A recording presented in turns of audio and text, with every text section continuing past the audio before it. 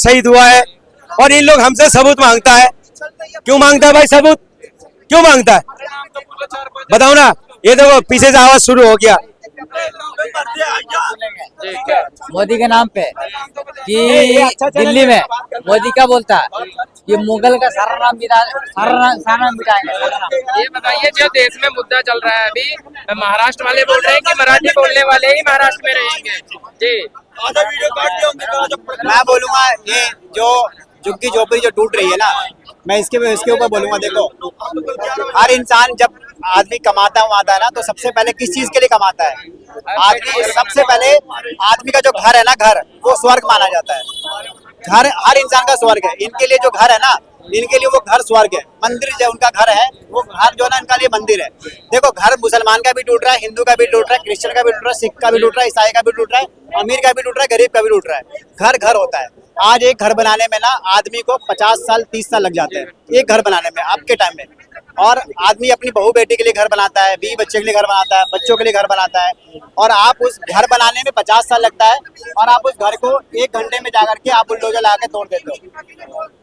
1 घंटे में आप उस घर को बुलडोजर में ला के तोड़ देते हो। आपको घर बनाने तोड़ने से पहले सोचना चाहिए, जब 20 साल से 25 साल से रह रहा है और घर बनाया। लेकिन ये भी कहा जा रहा है कि जिनके घर टूट रहे हैं उनको पक्के घर दिए जाएंगे। पक्के घर आप बोल तो देते हो, लेकिन देते कहाँ हो?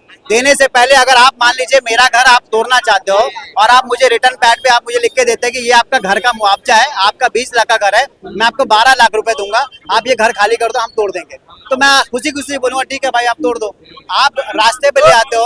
आज देखो जितने भी गरीब लोग हैं ना जो रो रहे हैं, ऐसा नहीं कि वहाँ पे मुस्लिम औरतें ही रो रही है, मुसलमान सभी धर्मों हिंदू भाई भी रो रहे हैं, टीका लगा ला के रो रहे हैं, मोदी जी को गाली दे रहे हैं। आज मोदी जी बद्दुआ ले रहे हैं और कुछ नहीं ले रहे हैं। गरीब की बद्दुआ जो है ना, देखो बुराई है ना, बुराई ज्यादा समय तक नहीं रहती है। जिस तरीके से अच्छाई आपके साथ है ना जीवन में, तो आपके साथ अच्छाई है, वैसे बुराई भी ज्यादा दिन तक नहीं है। भारत में जरूरी नहीं है कि मोदी जी की ही सरकार जिंदगी भर रहेगी, सरकार की तरफ कभी ना कभी बदलेगी और यही हिंदू भाई मुसलमान भाई मिलके वापस एक सरकार बनाएंगे। ऐसा नहीं बनाएंगे। सरकार की तरफ से ये भी कहा जा रहा है कि जो अवैध है सिर्फ उन्हीं को तोड़ा जा रहा है, हर किसी की झुग्गी झोपड़ी नहीं तोड़ी जा रही है। देखिए ये अवैध बोलते हैं, लेकिन अवैध के साथ साथ जो है ना बाकी जो अवैध नहीं होता उनको भी तोड़ देते हैं। तो अब उसको क्या कर सकते हैं? और बुलडोजर के सामने किसी का नहीं चलता है। एक बार बुलडोजर आ गया तो भाई आपका टूटना है। और वो जमीन तक वो तोड़ के, इनको नहीं पता, ये इनको गरीब को पता है, इनको जगह टूट जाएगी, लेकिन इनकी जगह में ये जगह बेच के वो लोग अदानी अंबानी को दे देंगे।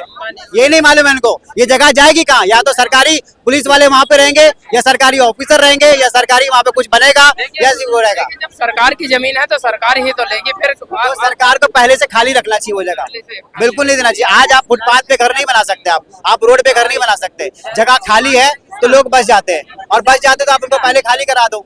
आप पहले देखो, आप खाली कराने से पहले जब आप जाते हो वेरिफिकेशन करते हो, पुलिस आज सिर्फ एक रेंटेड को, टेनेंट को एक रूम पे रेंट लेने के लिए आप पुलिस वेरिफिकेशन कराते हो, 2 फोटो लेते हो, आधार कार्ड लेते हो। आप अगर दिल्ली में आप रह रहे हो रेंट पे, तो आप क्यों रह रहे हो? आपका खुद का घर है, आप रेंट पे क्यों रह रहे हो? इतनी सारी इन्फॉर्मेशन होती है, वेरिफिकेशन होती है। आपका बाप से बात कराओ, मम्मी से बात कराओ घर लेने के लिए, और आप अपना घर बना लेते हो, रह जाते हो। Electricity bill, telephone bill, mobile bill, पानी बिल, बिजली bill, education, school, college, hospital सब बन जाता है। उसके बाद फिर आप सबको तोड़ देते हो, बोलते हो अवैध है। हॉस्पिटल भी अवैध बन गया, सरकार हॉस्पिटल भी अवैध बन गया, मंदिर भी अवैध बन गया, कॉलेज भी अवैध बन गया, स्कूल भी अवैध बन गया, सब कुछ अवैध बन गया।